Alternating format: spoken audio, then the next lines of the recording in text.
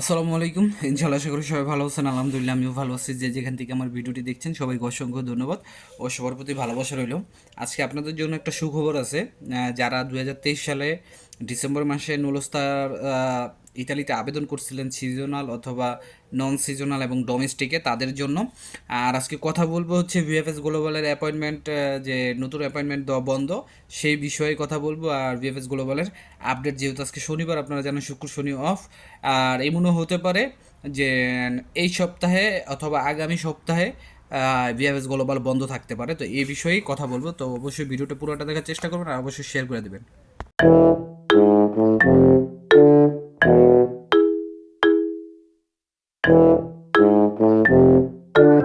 তো সব কিছুর জন্য আলহামদুলিল্লাহ। তো আপনারা সকলেই জানেন দেশের আজকের পরিস্থিতি, আজকের যতটুকু আপডেট দেখলাম যে এক দফা এক দাবি, যে সরকার পতনের। তো এরকম যদি কোনো কিছু বাস্তবায়ন হয় দেশে, তাহলে এটা মনে রাখেন যে ভিএফএস গ্লোবাল অথবা ইতালি এম্বাসি যা আছে এগুলো সব বন্ধ হয়ে যাবে বা সামনে বন্ধ হওয়ার সিস্টেম হয়ে যেতে পারে।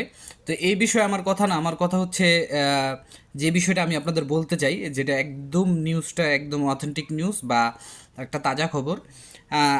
আমারই এক রুমমেট, আমার সাথে রুমমেট থাকে, উনি কাপ্পাত্রনাতে কাজ করে। তো আজকে আমি কাজ থেকে আসার পরে উনি আমাকে যেটুক নিউজ দিল যে ওনারা 2023 সালের ডিসেম্বর মাসে স্পন্সর বিষয়ে আবেদন করছিল। তো অলরেডি সেখান থেকে কিন্তু অনেকে ভিসা মানে নলস্তা বের হয়ে গেছে।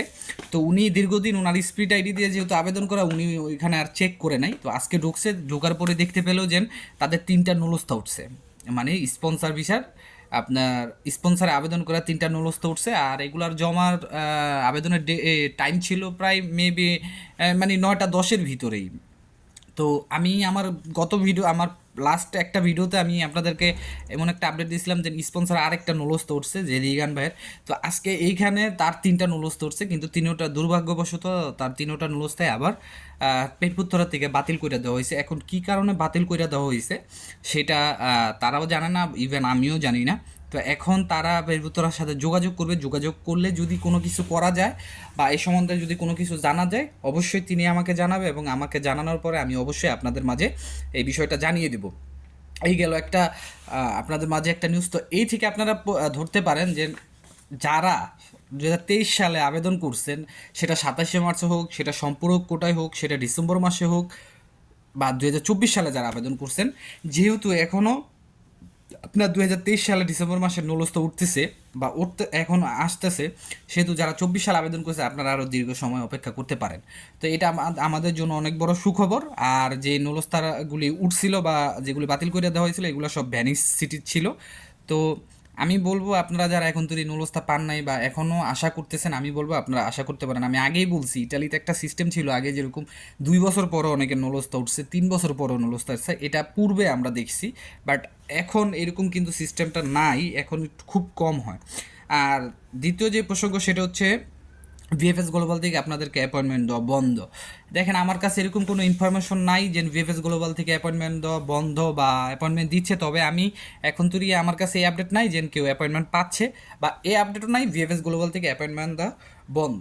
কারণ ভিএফএস গ্লোবাল কিন্তু এরকম কোনো নির্দেশনা দেয় নাই যে বন্ধ। তো অচিরেই আপনারা যারা পিছনে অ্যাপয়েন্টমেন্ট পাইছিলেন কিন্তু এই বাংলাদেশের সার্বিক পরিস্থিতির কারণে আপনারা জমা দিতে পারেন নাই, আমি আপনাদেরকে বলবো অচিরেই আপনারা যত দ্রুত সম্ভব, যদি কালকে পারেন, কালকে যেহেতু রবিবার ভিএফএস গ্লোবাল খোলা থাকবে, আপনারা আপনাদের অ্যাপয়েন্টমেন্টে যে ডেট, যারা বসতে পারেন না, অনেকে ভিডিও দেখে অনেক কিছু বোঝেন না, অনেকে এই বিষয়ে আপনাদের তেমন একটা ধারণা নেই। তা আমি আপনাদেরকে রিকোয়েস্ট করবো আপনারা রবিবার দিন 3:30 থেকে 4:30 এই সময়ের ভিতরে ভিএফএস গ্লোবাল ইনফরমেশন দেওয়া হয়। তো আপনারা যাবেন এবং সেফ জার্নি করে যাবেন। কারণ যেহেতু দেশের সার্বিক অবস্থা খারাপ, আর এখন আপাতত আরও বেশি খারাপ। তো অবশ্যই আপনারা আপনাদের নিজের সামর্থ্য মতো যতটুকু পারেন সতর্কভাবে আপনারা যাওয়ার চেষ্টা করবেন। আর ভিসা ডেলিভারির ক্ষেত্রে দেখেন এখন একদমই ভিসা ডেলিভারির, আমি যতটুকু ভাবতাছি বা যতটুকু দেখতেছি জানতাছি, ভিসা ডেলিভারির কার্যক্রম একদমই কম। কারণ যে কর্মীগুলা কাজ করবে, এখন বাংলাদেশের যত অফিস আদালত আছে বা সাধারণ জনগণ বা বিদেশি নাগরিক যারাই আছে সবাই একটা আপনার আতঙ্কের ভিতরে আছে। কারণ কখন কোথায় হামলা হয়ে যায় এই বিষয়টা জানা নাই। তো এই আমি বলতে চাই যে যতদিন এরকম আপনার এরকম সমস্যা বাংলাদেশে থাকবে, আমার মনে হয় না আপনারা দ্রুত আম, আপনাদের পাসপোর্ট ডেলিভারি হওয়ার সম্ভাবনা আছে। তারপরেও জানি না যদি এম্বাসি থেকে কোনো ঘোষণা হয় তো এটা আমি অবশ্যই আপনাদেরকে জানিয়ে দেব।